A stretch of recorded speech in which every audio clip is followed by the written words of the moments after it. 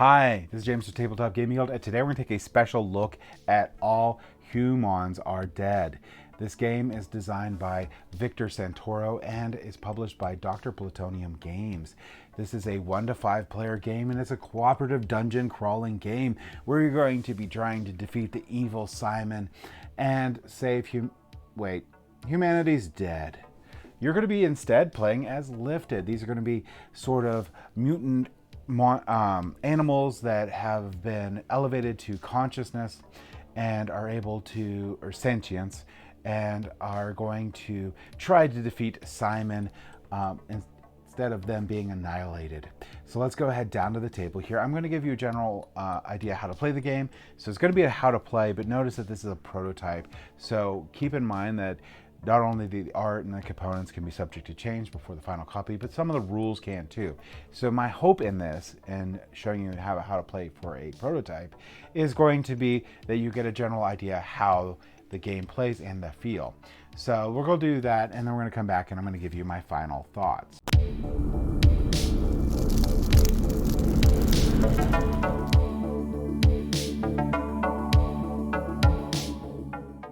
All right, so let's get into how to play All Humans Are Dead.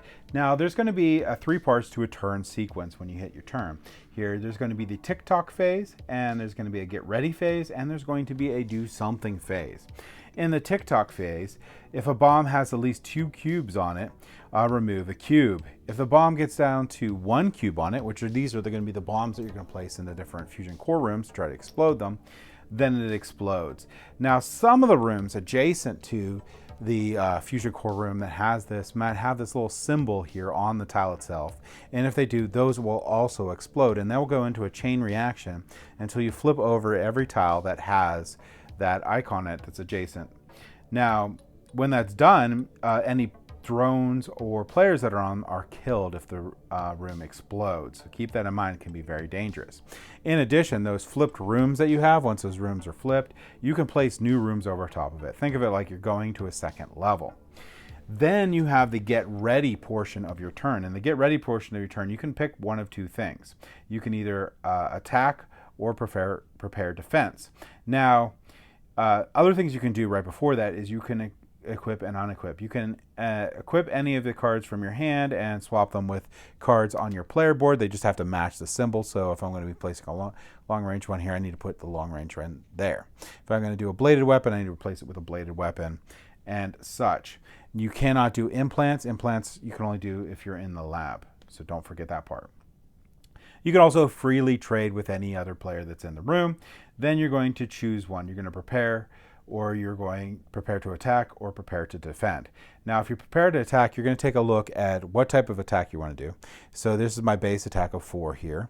Then I'm going to decide whether I'm going to do the ranged or the melee, and I'm going to add that up. So I have 4, I'm going to do this, so I'll be at 10 here. Now, the other thing you could do is you can prepare to defend. Now, if you prepare to defend, I don't have any of these on here, but there's some cards that you can get in the game here that have defense on them. So if we're looking at some of these cards here, they have all sorts of different notations on here. Like here's going to be the attack power. Here's a special ability that you can have on that card, like I have on here. You can go over those a little bit, but you could also have defense in here. And if I have a defense and I prepare defense, I'm going to be adding that many cubes to my defense portion of my player board right there. So that is going to be how I'm going to prepare. And I also set this to the minimal when I do the defense. Next, each player gets to do 2 actions. So you can either do a move or an advanced action. So move, you're going to basically be exploring this facility. You can move orthonically, so you can move, you can't move diagonally basically to other rooms. You can't move through walls, and you can't move through locked doors unless they become unlocked. When you explore, you're going to flip a new tile out. We're going to go with that in a little bit, but you can move around. You can do up to 2 actions that way, or you can do, and you can do these mix or match however you want. But notice that if you move into an explore room, it has to be clear before you could do your next action. Now, your advanced actions, you also have a ton of different things that your player can do. So you can perform unique abilities such as teleporting, escaping from monsters, getting extra loot, or enhancing combat, among other things. So this one here, which I have Luke, has this feral bite that I can do. And notice it has 2 special icons with it. It's like having my own little weapon permanently attached to my character, which is really cool. You can also craft items. Crafting items doesn't cost any action, so just remember that. But players can only craft during their own turn, so long as they have the necessary ingredients. Now, one thing for the crafting items is you're going to be looking at the back of the sheet here, and this sheet's going to show you how to craft the different things. You can craft bombs if you have the equipment listed on the left, or you have this monster bomb icon. You can do those. Here you can make a short fused bomb. That one only has 1 cube on it, so you gotta move. You don't want to be in that room when it explodes. You also have these auto win here. So the monster plus power drink will get you a auto defeat. You could also use 2 of these defense ones here and a power drink to level up. This one here, any 2 will let you. You have to make this one in the lab though, so notice the little lab symbol here. You can use that to defeat 2 drones. And here, you also need to be inside the lab. You can reverse one of Simon's upgrades, which is super powerful. And here, you just basically can do swaps. So that's your crafting. It's on the sheet that you get with the game, so you can always reference it, which is really nice. All right, so a couple things we'll just run into real quick because I briefly went over these. We're going to go into the tiles themselves, what happens. Now, there's some important things. So again, I mentioned for your movement, you can't go through walls or locked doors. Drones, the things that Simon pumps out, can. And they will get deployed at different points in the game, and the Simon card will tell you what they do. Now, that is a big thing to keep in mind. Also, they can't you're safe in any of these red bordered areas. So a drone can never go into the med bay. So you notice how it has this little red bordered shield on here. So they can't go in there. So you don't need to worry about them there. All right, so on my turn, let's say I want to explore. I'm going to flip over one of these tiles and I'll place it out. Now there's a couple different icons that are on there. The 3 most common ones are going to be this loot deck, this monster deck, and this mystery deck. And for some, they say ×2 or whatever, or have multiple icons, you will flip that many cards. So if you get the mystery card here, you'll flip it over and whatever it says will happen. So they're sort of like events. Think of those as events. The loots you just get, which is really cool. And the monsters, you're going to flip them over and you immediately have to fight that monster because you're going to immediately move into the room. Now, you're going to have to clear the room to be able to keep going. So I'm going to have to defeat this monster to be able to keep on doing my actions. We'll go over combat in a little bit, but there's going to be a couple other room tiles that I want to talk about here. Let's see here. So here's trapdoors. Trapdoors are sort of like teleports from one room to another. You can move from one trapdoor to another trapdoor. Let's see if I can find one with a turret. The turrets will immediately just remove 5 of these defense cubes from you. And I'll maybe look in the rule book here. Yeah, so you can look in the rule book. That's the icon you'll see for the turret.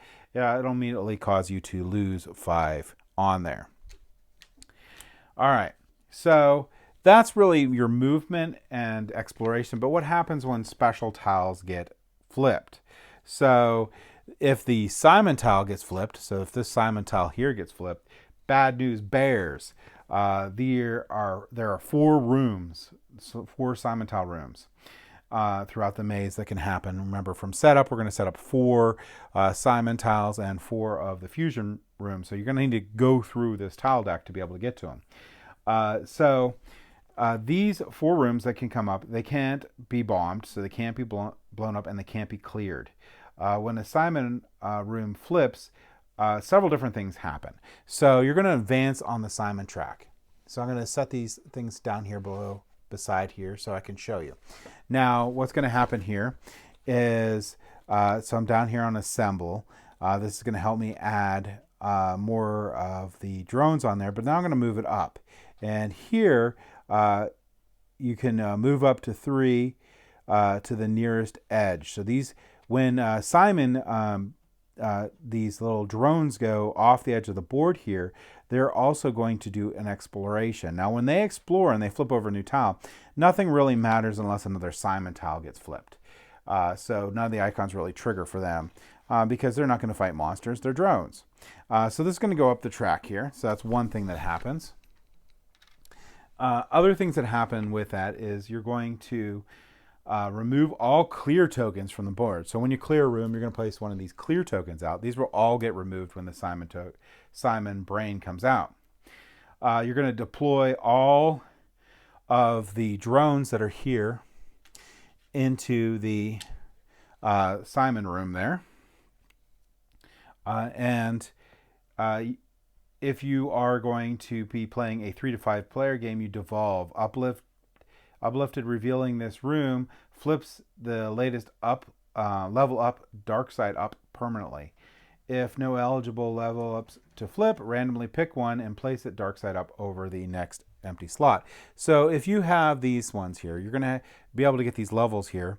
Like this one's here's action disinfect. Remove one infected equipment from the game, which is really cool. But if that happens, you're going to de-evolve and you're going to flip it to the black side. Feral violence.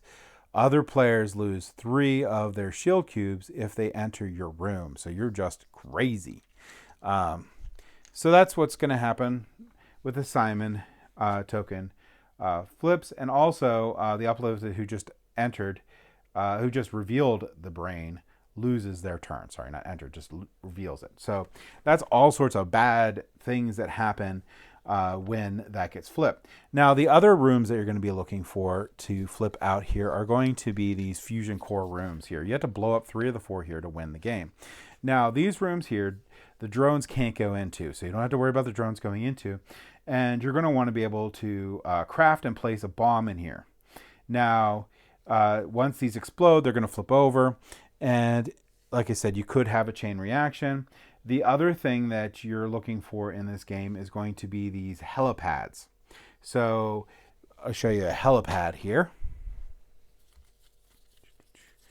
Get a helipad. Here's a helipad. So we're also looking for these helipads. Also, they don't have to be other rooms too. So like these ones here to give you 3 loot have this red border around it. Drones can't go into that either. So what's so cool about this helipad? Well, this helipad is another way of destroying fusion core rooms. So it can be found throughout the game, so you're going to be hunting for this. It must have been revealed if a player wants to do the airstrike action. However, a player doesn't need to be inside the helipad to call an airstrike. They can summon it remotely. You're going to need to discard cards that have this icon on them to do your airstrike here. So if I go in here, you're going to see one of these card types. They're going to show up here is going to have this little helicopter on there. So, all right, the other thing that the advantage that you get with the helipad is if you have a card with an air fairy icon on it, you can jump to anywhere in the board. So those are that's really helpful in the game. There's going to be a bunch of cards with it. I don't know, I'm running into the little icon right here. You can discard it to be able to do that, which is really cool. You can jump across the board. So the helipads are really important. That's another way that you can destroy those fusion cores. When you're in these other rooms too here, it is also important to note that it is an action to arm the bomb. Players must craft the bomb, then place it inside a target fusion core room and add the number of these defense tokens that you did for the crafting. Once armed, the number of these tokens on here tell you how long it is before the bomb explodes. So a short fused one's just going to blow up. So you need to get out of there really quick if you do a short fused one. It's very important to keep in mind.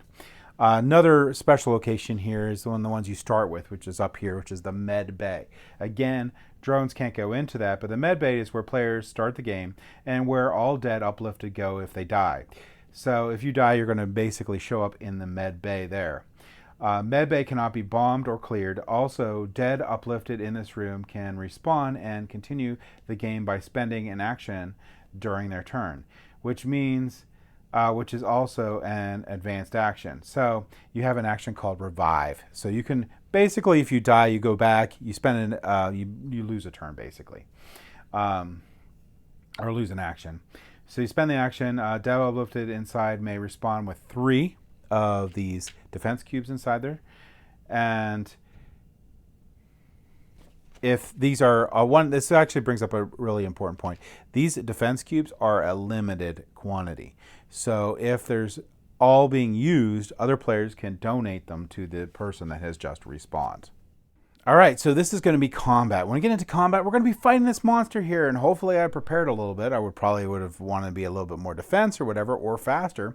But we're going to start with initiative. So with initiative, we're going to take a look at this number here on the upper right here, and it's going to be 4, and I'm 4. Monsters always win ties for initiative, but if I was a 5, I would have been able to attack first. So in the first round, what we're going to do is we're going to see what the attacker is. So this is going to be a 10. This is a very deadly person. And we're going to compare it to the opponent's shields. If it's higher than the opponent's shield, the opponent dies and the combat round is over. If the attacker's sword number here is lower than the opponent's shield, the opponent survives and we go into a second round. Before the end of the round, you lose 1 of your fighting for each shield you damaged. Mark down in the combinator. So let's say I was attacking and he had 2 shields here. So Tumor gets plus 2 shields for every level you have. I only have 1 level, so it has 2. And let's say I did attack here with my 10 power here. I would have killed him, but if I didn't, I would lose a power for each of the shield that I damaged. Or you lose 1 shield for each of the monster's attack when you attack there. So you can survive, it'll be a little bit lower. Second round. The second round only happens if the slower side survives the first round. In that case, repeat all instructions for the first round. So here we're tied, but let's say this one right here was a 3. If they survived, then we'll continue on. If the faster side survives, we don't. All right, but in addition, though, if the slower side did survive, the slower side would actually do the attack, start the attack the next round. All right, so resolve. If the monster dies in combat, take the monster card into your inventory. This is going to be very important when you take these monster cards into your inventory because you can use them for your different crafting. And add a clear token to the room. If tied, although you and the monster have taken damage, if neither has died, the combat ties. Discard the monster card and clear the 2 room tokens so the monster runs away. Death. If your afflicted died, you lose all of your defense token and you're going to get placed in the med bay. And you're going to be able to heal up the next turn and be right back in. So death outside of combat is going to be one of those things that you're going to worry about for the med bay. So you can die towards monsters, but if your afflicted dies by losing all the defense tokens outside of combat, or hit by drones, or shot by turrets, surprised by mystery or other events, the same effects happen as described. You will basically lose your defense tokens and go back into the med bay. Now, one quick note that's very important, you can also have combat skills. So if you notice, I can have this target right here that's ranged. I can have this effect, which is bleed. This one has poison. There's also the energy one there too that you can have. Combat maneuvers affect only monsters with a specific weakness that matches the maneuver icon. So if I'm looking at this one, I don't think I see one, but other ones might have them. So let's see here. Find one with so like this one's weak. So if I have that combat maneuver, I will affect that monster.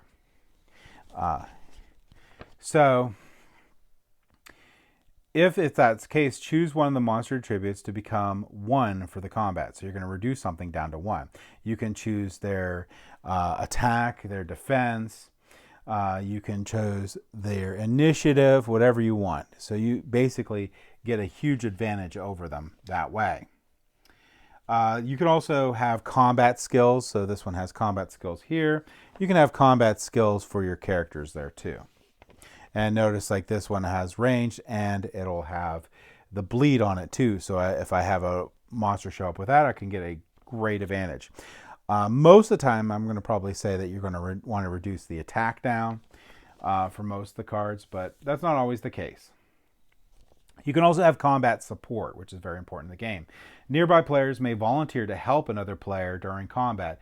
They pledge needs to be done at the beginning of combat, and supporting player needs to be either in the same room or an adjacent room connected by an open hallway. So no locked doors, no walls. Supporting players do not attack the monster directly, but they may offer any amount of their defense cubes when the leading uplift receives damage. They can activate one of their own maneuvers too, but not skills. Supporting players do not get targeted by the monster's skills. Okay, that's keep in mind. But you can have some help with it, because you notice like that's pretty hard or harsh for my first thing on there. It's not a huge deal because I'll just be put back in the med bay, but it is a setback. All right, so that is combat. Combat's pretty quick and pretty efficient throughout the game. Here, now one other things I wanted to bring up is you also can get these insta ones here. So if you get these insta items here, you can play them to improve your chances to win combat, overcome drones, or other effects. Like here, I can level up. I gain 1 level, I can get a cool ability. Really cool. Insta noodles offer, which are these cards right here, offer many effects that can help combat, move around, escaping turrets, getting rid of drones, etc. Noodles can be used at any time by any player, even to help other players anywhere on the board. So these are very powerful cards, and you want to keep them and use them as most efficiently as possible. You also can have power drinks, which these are the power drinks right here.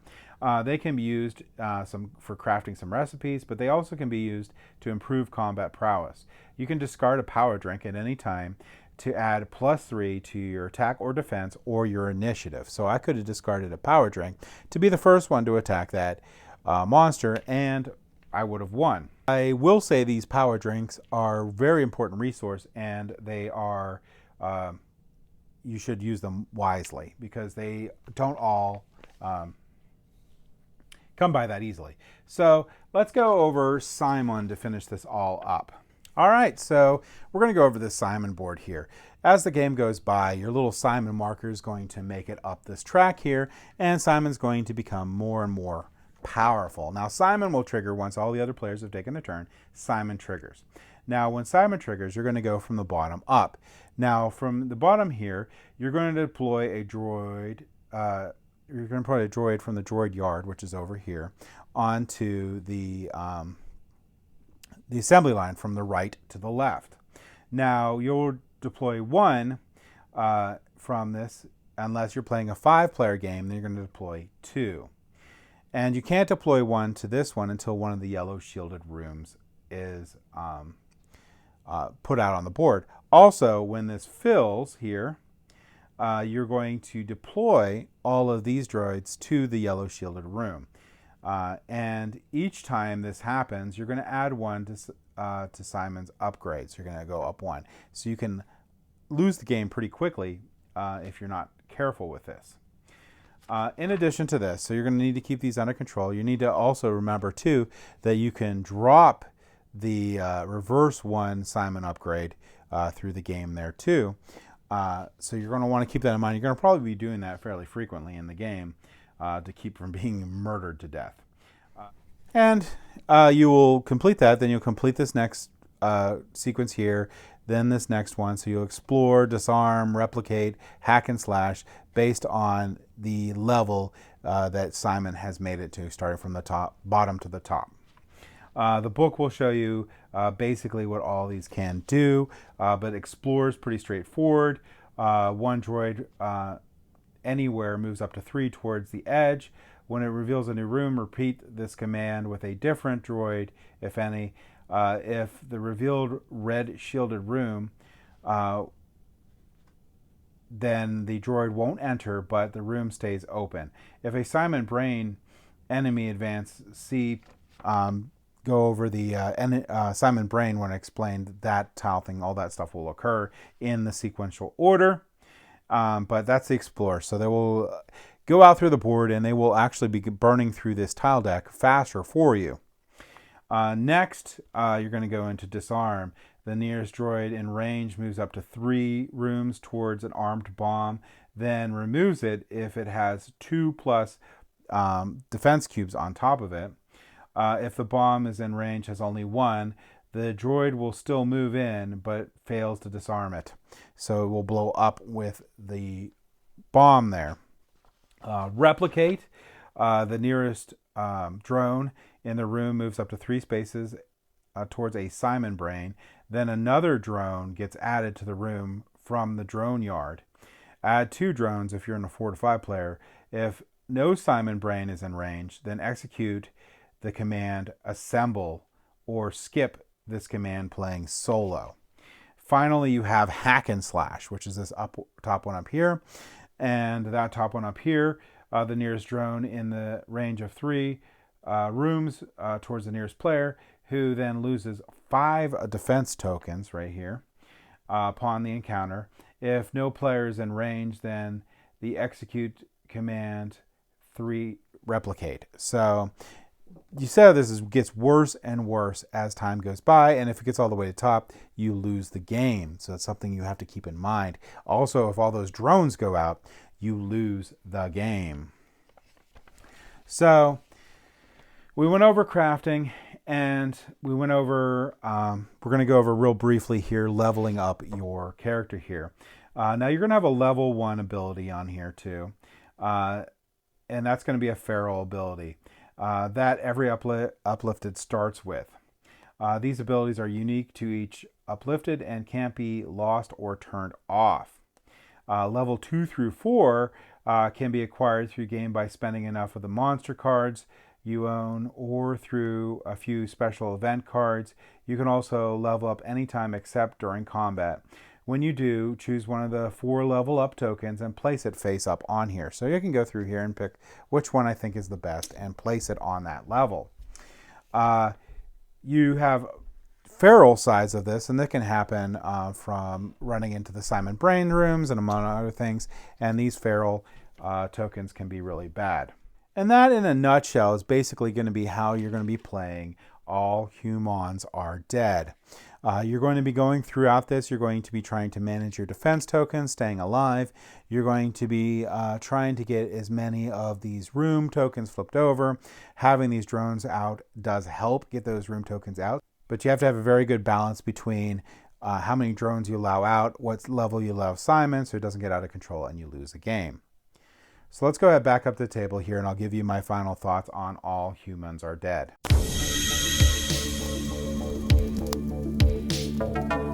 All right, so that was All Hoomanz Are Dead.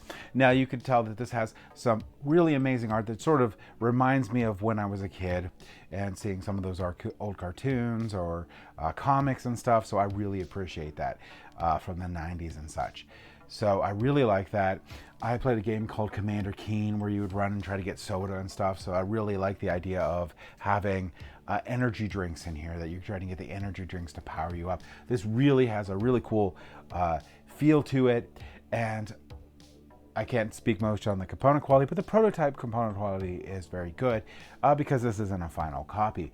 So let's go into the gameplay itself. Now the gameplay itself is very tight in this game, and it's very pandemic-y with rising numbers of these droids coming out, and you have to take them out, and before you get all 15 out. Also with Simon's level going up and up and becoming harder and harder to tackle before the end of the game. Or he will cause the end of the game. So there's a lot of tension in there because you want it to go up a little bit because you do actually want to have help exploring the dungeon. So these droids can help you out in this game. They can actually get more and more of this dungeon explored because you really need to destroy those tiles there to win the game. So if you just relied on you doing it yourself, it's gonna you're probably gonna run out of time there. So, and I also like the fact that you don't really die in this game. You die and just get reset back, but that does put you back a little bit. So you have to keep that in mind. But also, it could be a thing where you're like, I really need to get farther in. It doesn't really matter if I die. I just need to get more of these tiles out. So there's a lot in that. So there's a lot of different strategies and a lot of different things that you can do in this game. And that was very surprising for me of how much I enjoyed this game. So, just looking at it and, normally, like, as far as I know, I believe this is the first time designer for a game. This really, you know, you don't go in with a huge amount of expectations, because the games that I have high expectations to are well-known designers and such like that. And I was very pleasantly surprised at how fun this game was. I really enjoyed playing it. And I really think that the final version of this will be something amazing, because it's not often that you get something like this type of theme here, which is a very specific theme, and have a great game.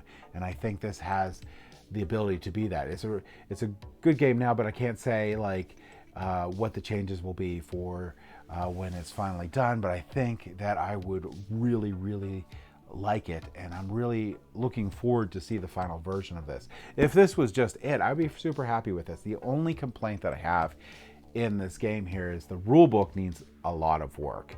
And you have to keep in mind that this is a prototype game, so that's going to be continually worked on. I don't think that the way that you run Simon was totally clear in the game. It's a little ambiguous. Some of the rules need to be really streamlined in this, and the book needs to have like a slightly different layout for the rule book. But I can't say a lot, because a lot of really well-known publishers, or well-known publishers, I mean, have really horrible rule books, and they should never have it. This one's a decent rule book, but it does have it needs some work to clear up the ambiguities in the game and other things. So I really did enjoy this game. I'm really excited to see the final copy of it. If you like dungeon crawling games, and you like stressful dungeon crawling games, and if you like cooperative games, I would highly recommend checking out, when it's available, All Humans Are Dead. And that's my thoughts on it. Thank you for watching.